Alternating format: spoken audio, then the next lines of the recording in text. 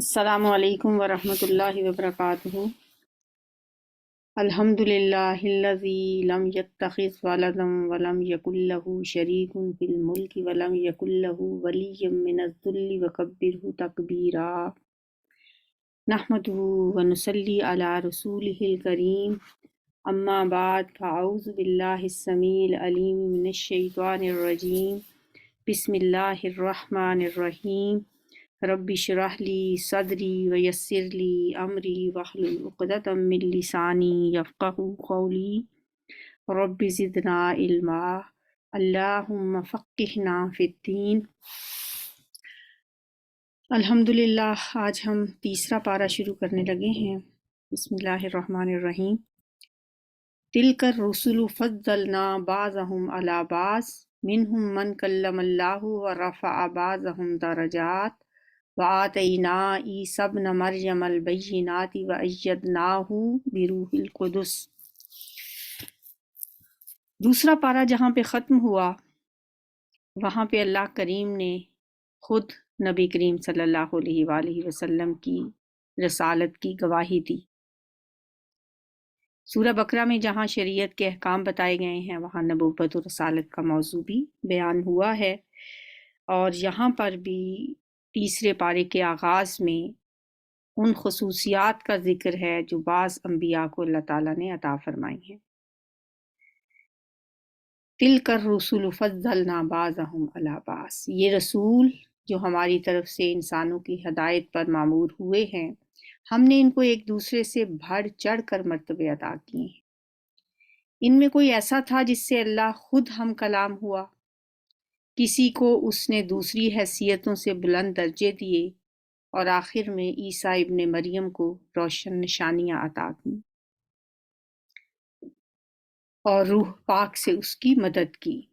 اگر اللہ چاہتا تو ممکن نہ تھا کہ ان رسولوں کے بعد جو لوگ روشن نشانیاں دیکھ چکے تھے وہ آپس میں لڑتے، مگر اللہ کی مشیت یہ نہ تھی کہ وہ لوگوں کو جبراً اختلاف سے روکے، اس وجہ سے انہوں نے باہم اختلاف کیا۔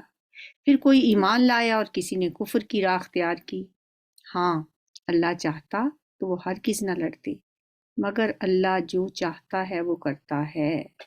وَلَٰكِنَّ اللَّهَ يَفْعَلُ مَا يُرِيدُ۔ یا ایھا الذین آمنوا، اے لوگو جو ایمان لائے ہو، انفقوا مما رزقناکم، خرچ کرو اس میں سے جو ہم نے تمہیں رزق دیا ہے۔ اب یہاں سے انفاق فی سبیل اللہ یعنی اللہ کے رستے میں خرچ کرنے کی فضیلت بیان ہوئی ہے، اور ہمیں یہ بتایا گیا ہے کہ ایک دن ایسا آنے والا ہے جس دن تمہارا کوئی والی وارث نہیں ہوگا، کوئی پرسان حال نہیں ہوگا، اس دن کوئی چیز کام نہیں آئے گی، وہی کام آئے گا جو تم نے آگے بھیج رکھا ہوگا۔ تو مومنوں سے کہا جا رہا ہے کہ جو کچھ بھی مال ہم نے تمہیں دے رکھا ہے اس میں سے خرچ کرو اس سے پہلے پہلے کہ وہ دن آ جائے جس میں نہ خرید و فروخت ہوگی، نہ دوستی کام آئے گی اور نہ سفارش چلے گی۔ دنیا میں تو یہ چیزیں انسان کو بچا لیتی ہیں نا، کبھی آپ کے تعلقات کام آ جاتے ہیں، کبھی آپ کا پیسہ کام آ جاتا ہے، کبھی شفاعت اور سفارشیں چل جاتی ہیں، لیکن اس دن یہ ان میں سے کوئی چیز کام نہیں آئے گی۔ لا بیع فیہ ولا خلۃ ولا شفاعہ، خرید و فروخت بھی نہیں ہو سکے گی اس دن، دوستیاں اور سفارشیں بھی نہیں چلیں گی۔ والکافرون هم الظالمون، اور ظالم اصل میں وہی ہیں جو کفر کا رستہ اختیار کرتے ہیں۔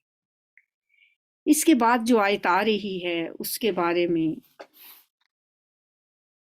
تمام لوگوں کا اتفاق ہے اس بات پہ کہ یہ قرآن کی بلند مرتبہ اور بہت ہی عظمت والی آیت ہے، اور اسے آیت الکرسی کہا جاتا ہے۔ کرسی کا لفظ جو ہے وہ اقتدار کے معنوں میں ہے، کہ اللہ تعالیٰ کا اقتدار، اس کی حکومت۔ بعض کہتے ہیں کہ اس سے مراد دو قدموں کے رکھنے کی جگہ ہے، بعض نے کرسی سے مراد عرش لیا ہے۔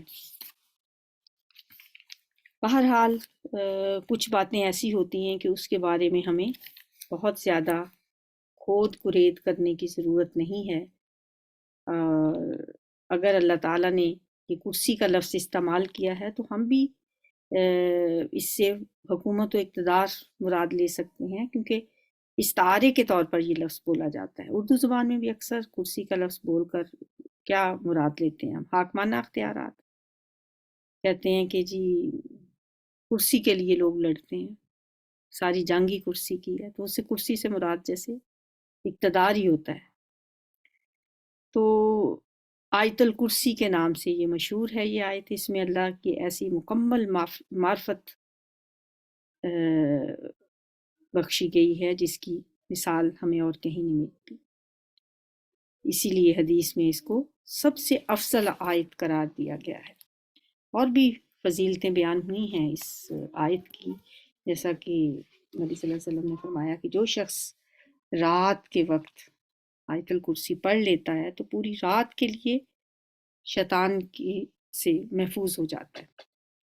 اور ہر فرض نماز کے بعد آیت الکرسی پڑھنا جنت میں داخلے کا باعث ہے۔ یہاں تک کہا گیا ہے کہ جو شخص فرض نماز کے بعد، ہر نماز کے اندر فرائض بھی ہوتے ہیں نا، صبح 2 فرض ہیں، پھر ظہر کے 4 فرض ہیں، پھر عصر کے 4 فرض ہیں، فرض پڑھنے کے بعد جو شخص آیت الکرسی پڑھتا ہے اس کے اور جنت کے درمیان صرف موت حائل ہوتی۔ سبحان اللہ، کتنا چھوٹا سا عمل ہے اور کتنا بڑا اجر ہے اس کا، لیکن یہ عمل کرنے والے بہت کم لوگ ہوتے ہیں۔ شیطان کرنے ہی نہیں دیتا، کوئی نہ کوئی بات یاد آ جائے گی، نماز پڑھی اور فوراً انسان اٹھ کے اپنے کاموں میں لگ گیا۔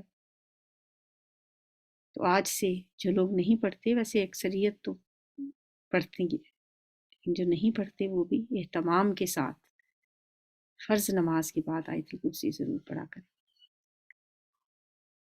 اس آیت میں، اس ایک آیت میں 50 کلمات ہیں اور 10 جملے ہیں، اور اس میں 17 بار اللہ تعالیٰ کا ذکر آیا ہے، کہیں اشارتاً اور کہیں صراحتاً۔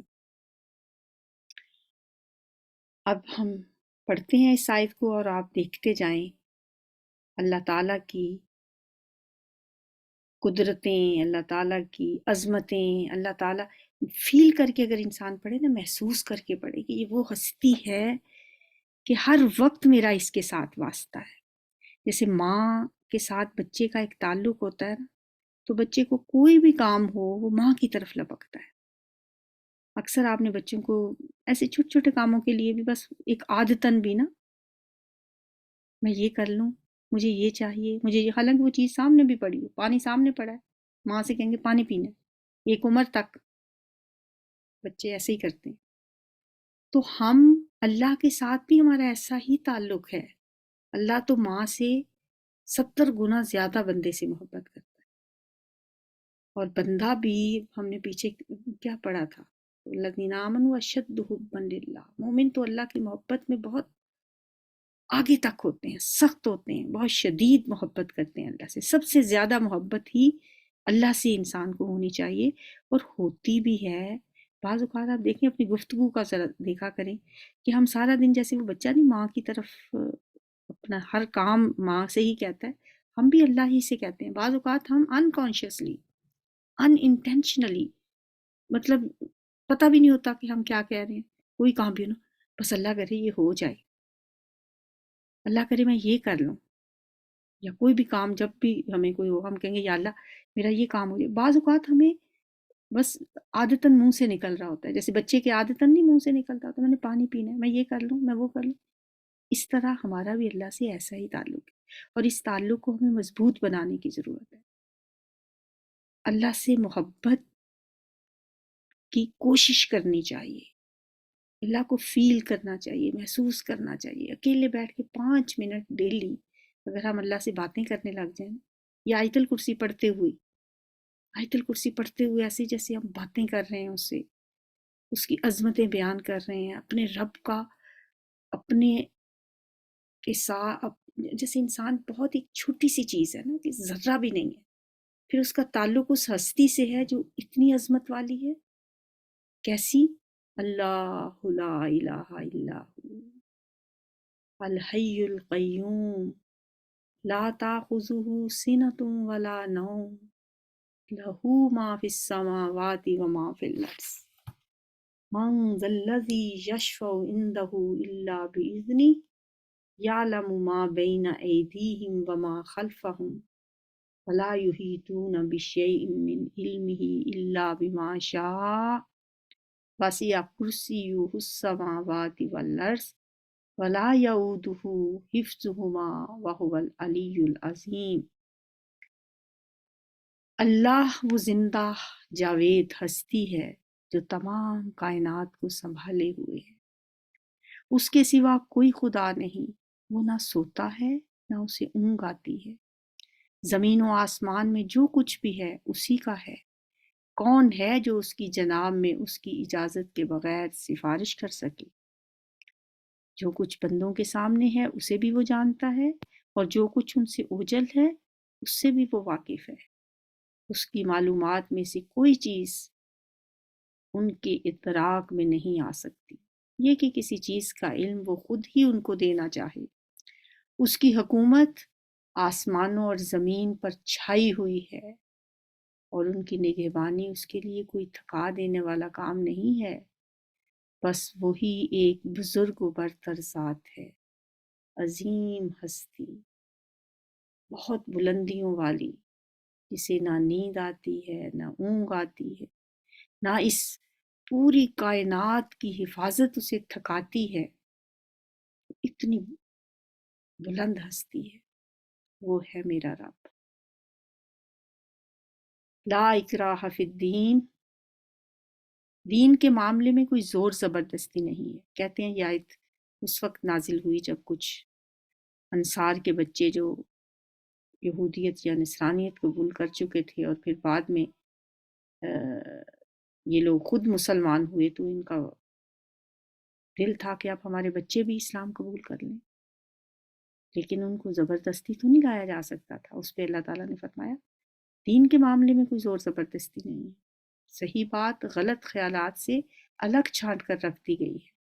اب جو کوئی طاغوت کا انکار کر کے اللہ پر ایمان لے آیا، اس نے ایک ایسا مضبوط سہارا تھام لیا جو کبھی ٹوٹنے والا نہیں، اور اللہ جس کا سہارا اس نے لیا ہے سب کچھ سننے اور جاننے والا ہے.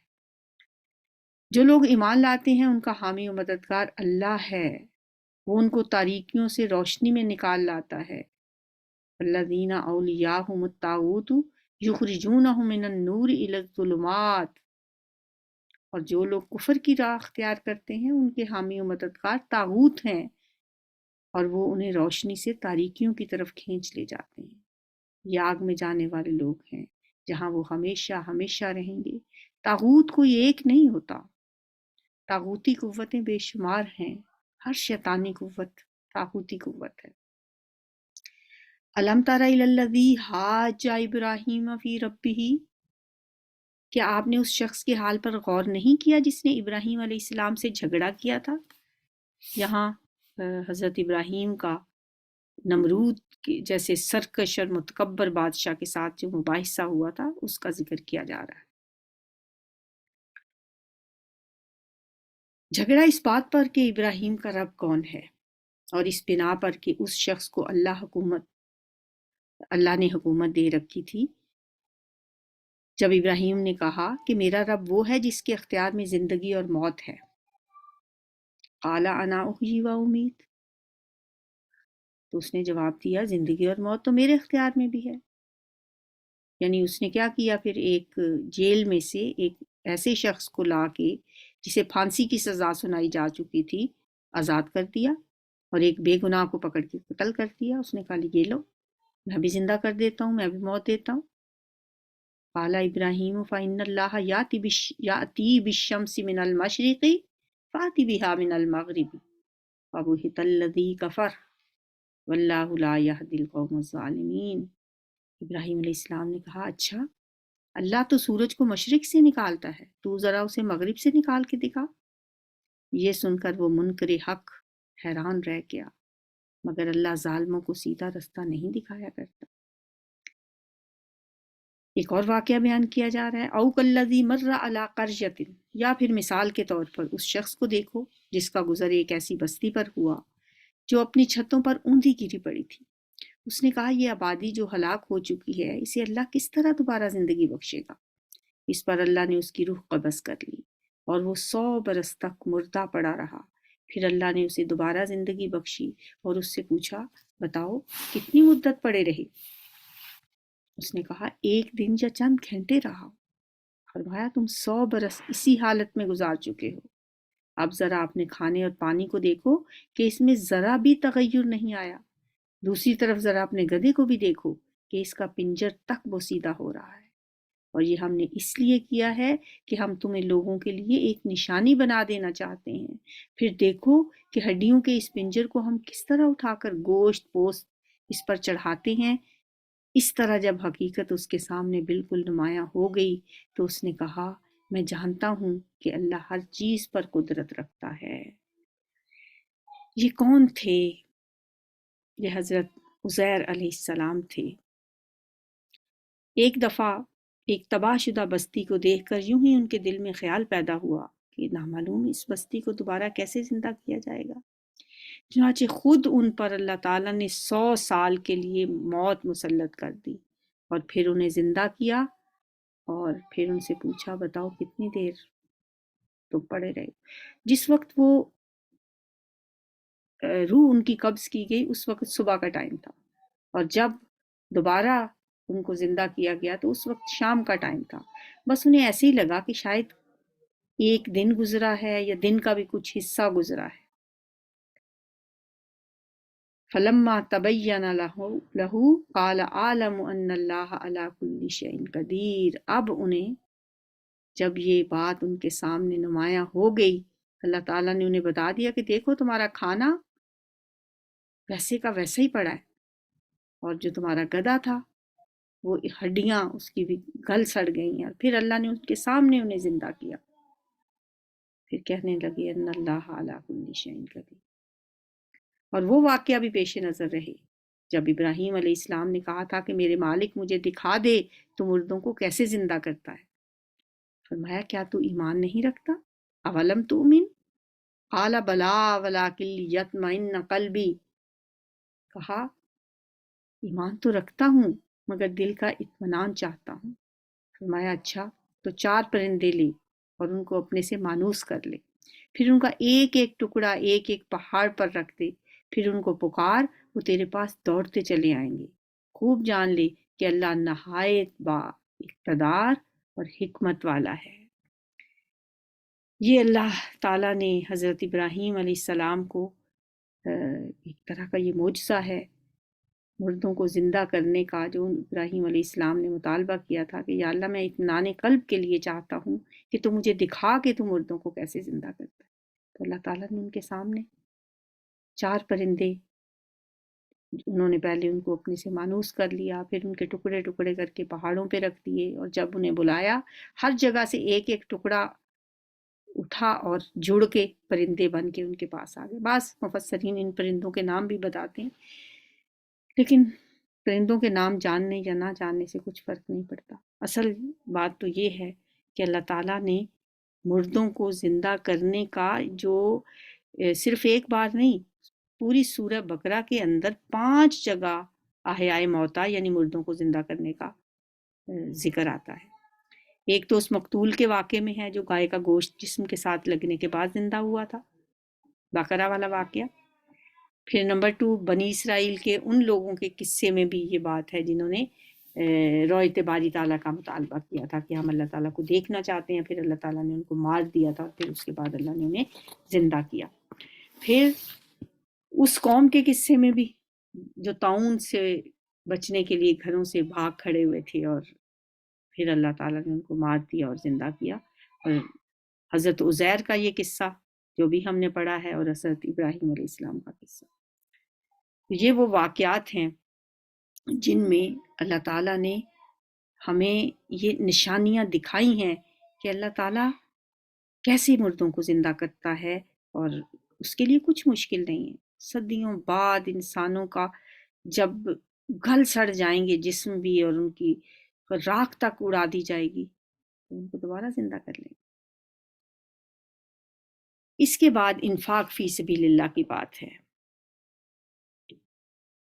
اللہ تعالیٰ نے قرآن میں اور خاص طور پہ سورہ بقرہ میں بھی انداز بدل بدل کے انفاق فی سبیل اللہ کی فضیلت بیان کی ہے اور اس کے آداب بتائے ہیں۔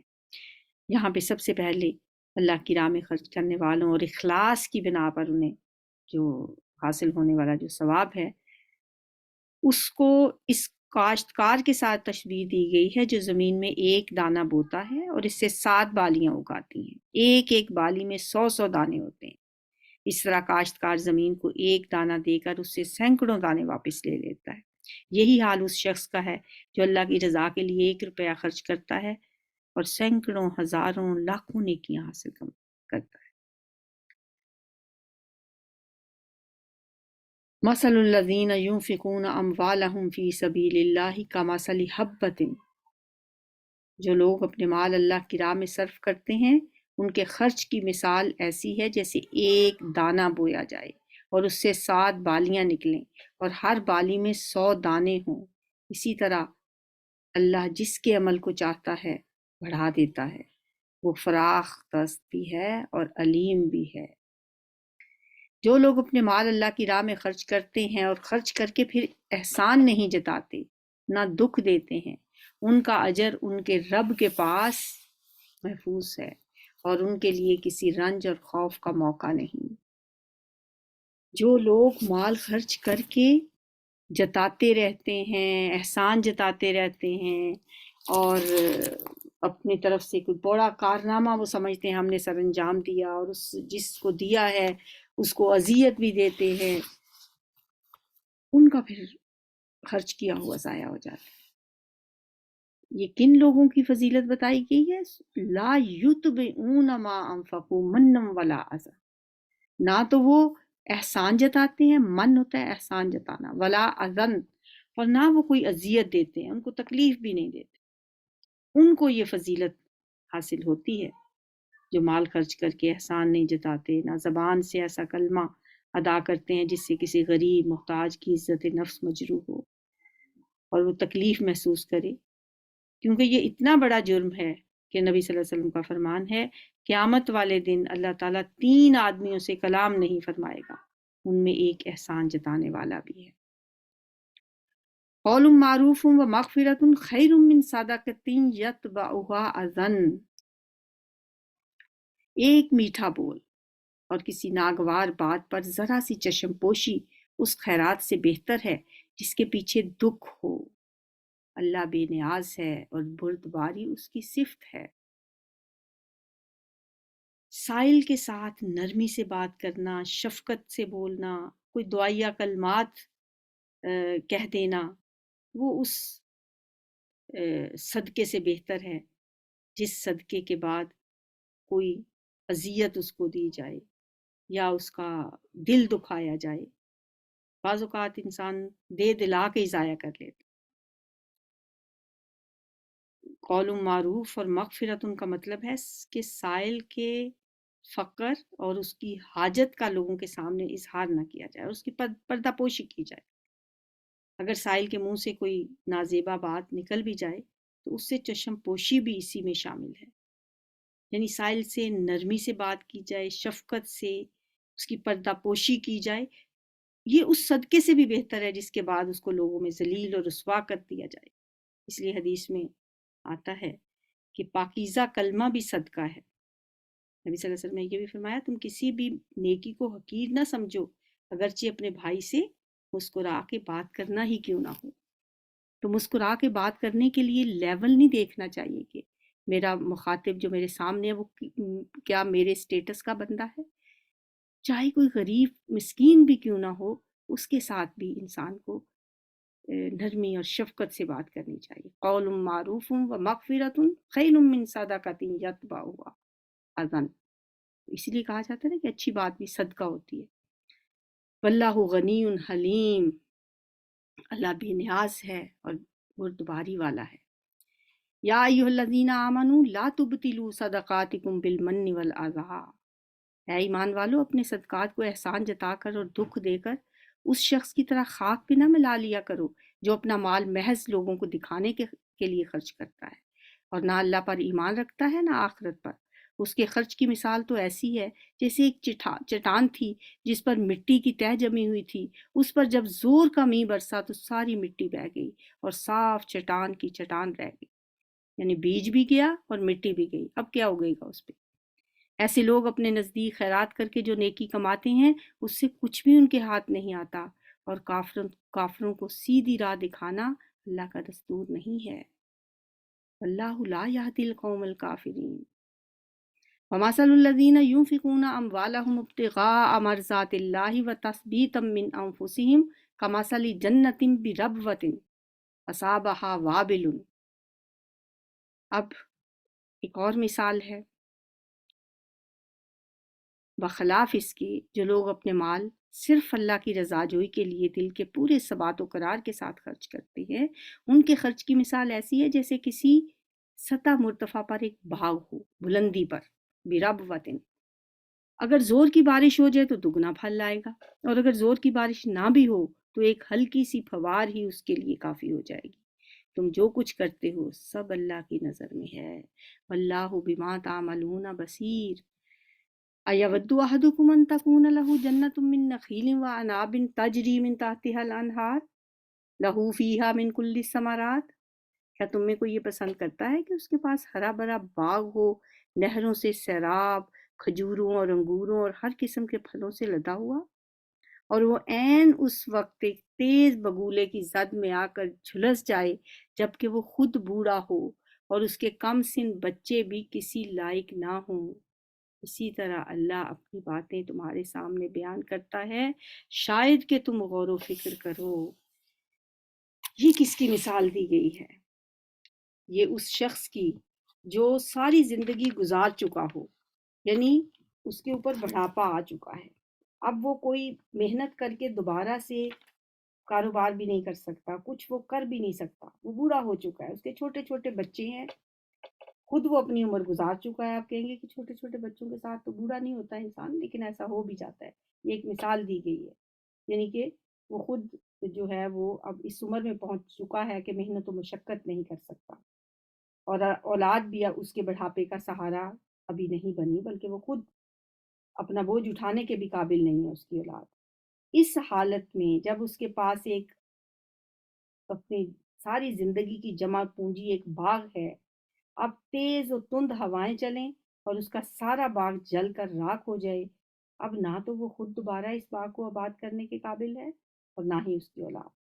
یہی حال ان ریاکار خرچ کرنے والوں کا قیامت کے دن ہوگا کہ نفاق اور ریاکاری کی وجہ سے ان کے سارے اعمال جو ہیں وہ ضائع کر دیے جائیں گے، جبکہ وہاں نیکیوں کی شدید ضرورت ہوگی، اور دوبارہ اعمال کرنے کی تو ظاہر ہے وہاں کوئی مہلت ہوگی نہیں۔ اللہ تعالیٰ فرماتے ہیں کہ کیا تم چاہتے ہو کہ تمہارا یہی حال ہو؟ حضرت عبداللہ ابن عباس اور حضرت عمر نے اس مثال کے بارے میں فرمایا کہ یہ وہ لوگ بھی اس کے مستحق ہیں جو ساری عمر نیکیاں کرتے رہتے ہیں اور آخر عمر میں پھر وہ شیطان کے جال میں پھنس کر اللہ کے نافرمان ہو جاتے ہیں، اس طرح ان کی ساری زندگی بھر کی نیکیاں جو ہیں وہ ضائع ہو جاتی ہیں، اور اس کی مثال جو ہے وہ ریاکار لوگوں کی بھی ہے۔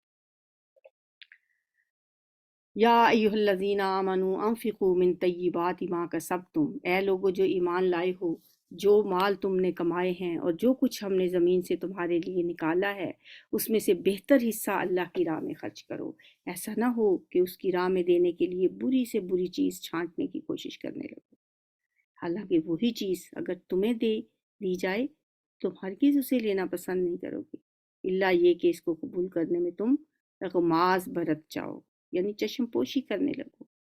تمہیں جان لینا چاہیے کہ اللہ بے نیاز ہے اور بہترین صفات سے متصف ہے۔ اللہ کو کیا کچھ چاہیے تم سے؟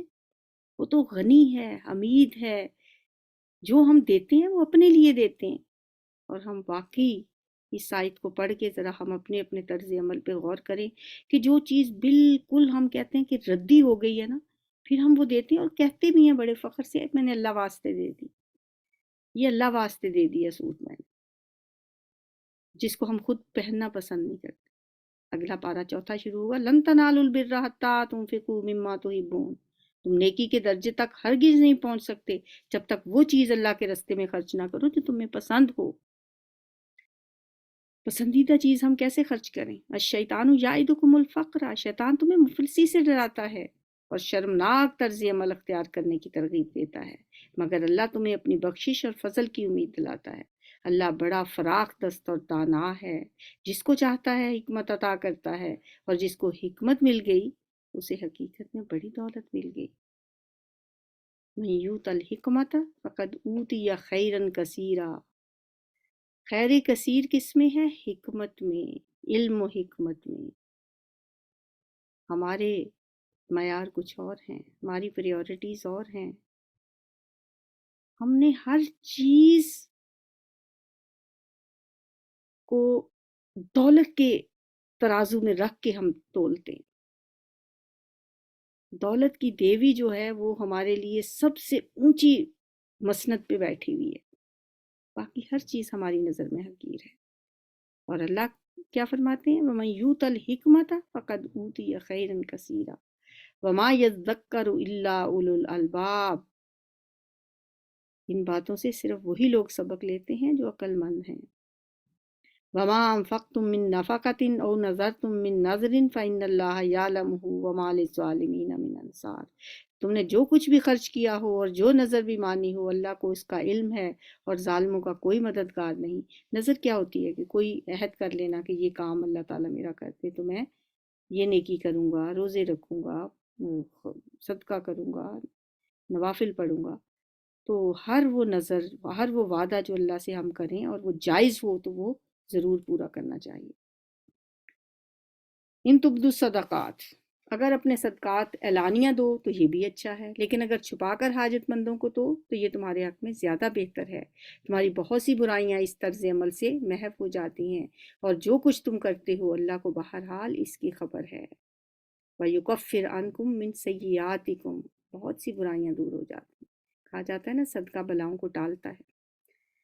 لَيْسَ عَلَيْكَ هُدَاهُمْ، اے نبی صلی اللہ علیہ وسلم، لوگوں کو ہدایت بخش دینے کی ذمہ داری آپ پر نہیں ہے، ہدایت تو اللہ ہی جسے چاہتا ہے دیتا ہے، اور راہ خیر میں جو مال تم لوگ خرچ کرتے ہو وہ تمہارے اپنے لیے بھلا ہے، آخر تم اسی لیے تو خرچ کرتے ہو کہ اللہ کی رضا حاصل ہو، تو جو کچھ مال تم راہ خیر میں خرچ کرو گے اس کا پورا پورا اجر تمہیں دیا جائے گا، اور تمہاری حق تلفی ہرگز نہ ہوگی۔ باتیں ایسی آیتیں پڑھ کے انسان اتنا ٹھنڈک سی نہیں اتر جاتی دل میں، اور انسان کہتا ہے یہ میرا رب کہہ رہا ہے نا، اللہ کہہ رہا ہے تو ظاہر ہے اللہ سے سچا کون ہو سکتا ہے۔ چھوٹی سی چھوٹا بھی جو ہم نیکی کا کام کرتے ہیں، جو خیر بھی ہم کرتے ہیں، جو مال ہم اللہ کے راستے میں خرچ کرتے ہیں، وہ ضائع نہیں جاتا، اللہ ناقدری نہیں کرے گا اس کی۔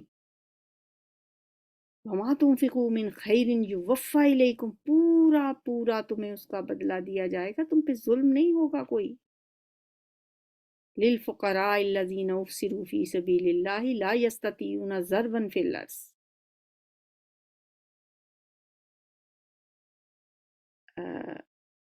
لِلْفُقَرَاءِ الَّذِينَ أُحْصِرُوا، خاص طور پر مدد کے مستحق وہ تنگ دست لوگ ہیں جو اللہ کے کام میں ایسے گھر گئے ہیں کہ اپنے ذاتی کسب معاش کے لیے زمین میں کوئی دوڑ دھوپ نہیں کر سکتے۔ اُحْصِرُوا فِي سَبِيلِ اللَّهِ، وہ گھیر لیے گئے ہیں۔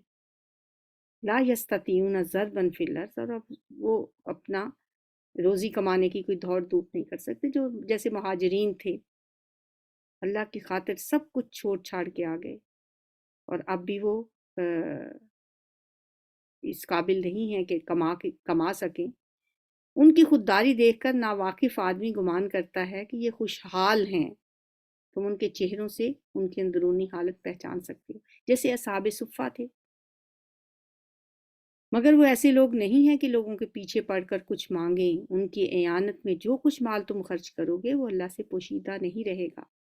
اس آیت سے کیا پتہ چلتا ہے؟ کہ جو لوگ لوگوں سے لپٹ لپٹ کے سوال کرتے ہیں اور وہ انہوں نے عادت بنا لی ہوتی ہے، ان کو دے کے اس کلچر کو پروموٹ نہیں کرنا چاہیے، بلکہ ان لوگوں کو ڈھونڈ ڈھونڈ کے تلاش کر کے دینا چاہیے جو سفید پوش ہوتے ہیں، جو دوسروں سے مانگ نہیں سکتے، جن کو شرم آتی ہے ہاتھ پھیلاتے ہوئے، جو خوددار لوگ ہوتے ہیں، وہ پڑے رہتے ہیں بھوکے پیاسے، اگر وہ خود کچھ نہیں کما سکتے، خود کچھ نہیں دوڑ دھوپ کر سکتے، لیکن وہ مانگتے نہیں، ایسے لوگوں کو ہمیں دینا چاہیے۔ ظاہر ہے اس کے لیے ہمیں محنت کرنی پڑے گی، ہمیں دیکھنا پڑے گا، ہمیں ڈھونڈنا پڑے گا کہ وہ لوگ کدھر ہیں۔ اس سے وہ مہاجرین بھی مراد ہیں جو مکہ سے مدینہ آئے اور یا کہیں بھی جو ہجرت کر کے جاتے ہیں، اور وہ ہر چیز اللہ کے راستے میں ہر چیز وہ اپنی قربان کر دیتے ہیں، اور دینی علوم حاصل کرنے والے طلباء بھی اس میں شامل ہیں کہ وہ اپنا سارا وقت دینی تعلیم کے لیے وقف کر دیتے ہیں۔ نبی صلی اللہ علیہ وسلم نے فرمایا مسکین وہ نہیں ہے جو ایک ایک دو دو کھجور یا ایک ایک دو دو لقمے کے لیے در در پر جا کر سوال کرتا ہے، مسکین تو وہ ہے جو سوال سے بچتا ہے۔ پھر آپ نے یہی آیت پڑھی، لا یسألون الناس الحافا، کہ وہ لوگوں سے لپٹ لپٹ کے سوال نہیں کرتے۔ تو اس لیے پیشہ ور گداگروں کی بجائے ہمیں خوددار قسم کے سفید پوش لوگوں کی مدد کرنی چاہیے۔ وما تنفقوا من خیر فإن اللہ بہ علیم، جو بھی کچھ تم مال میں سے خیر میں سے خرچ کرو گے اللہ اس کو جانتا ہے۔ اللہم انفعنا بما علمتنا وعلمنا ما ينفعنا وزدنا علما۔ اللہم انا نعوذ بک من علم لا ينفع ومن قلب لا يخشع ومن نفس لا تشبع ومن دعوة لا يستجاب لها۔ اللہم ارنا الحق حقا وارزقنا اتباعہ وارنا الباطل باطلا وارزقنا اجتنابہ۔ سبحانک اللہم وبحمدک نشہد ان لا الہ الا انت نستغفرک ونتوب الیک۔ السلام علیکم ورحمۃ اللہ۔